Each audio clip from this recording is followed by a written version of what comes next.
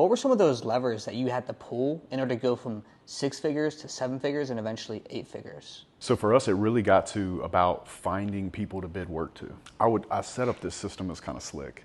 I looked really big on paper really early. What I did is I got a mentor. He sent me his proposal template. And so I took his proposal template, wiped his name off it, put my name on it, but it was legit. It's like 5 pages. It looks like a huge steel erection company.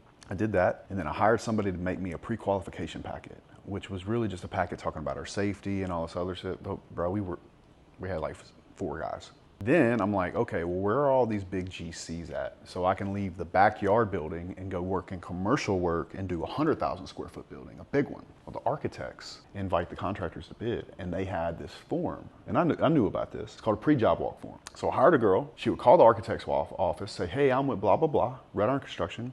I was just looking for the pre-job walk form so I can, send my bid out to the contractors, and they would send it. And so at that time, we might have had 2 general contractors, telling us or sending us requests for quotes. And what we would do is, let's say there was 10 general contractors bidding a job, school job, let's say, and only 1 invited us. I give a fuck. I sent it to all 10 of them. And so on bid day, they get this bid, it's very formal looking. We get pre-qualification package. I have a template email. Hey, I know bid day is crazy.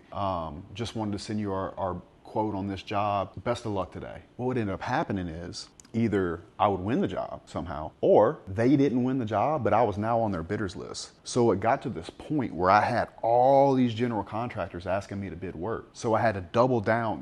When I first hired my estimator, he was part-time. So I had to make him full-time. Now we're getting all these bids in. And so we set up what's called a bid schedule, got all that stuff, and we just got to a point where we're just spitting out 5, 6 bids a week, just fucking, bidding like $20 million worth of work, and we won $2-3 million worth of that work. And I'm like 26, and yeah, man. And we just beat the ground for contractors. We got on Construct Connect and maybe I Square Foot and all these things, and found out where all these GCs were and just started unsolicited bidding them.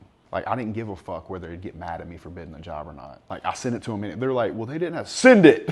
Like, fucking, so that's how we really started to kind of grow, is we started getting a lot of attention from people, and we started putting buildings up, and I made sure my sign was out. I made sure I took photos. I made sure I blasted it on social media. I did everything. But honestly, that particular trick is, I think, what did it.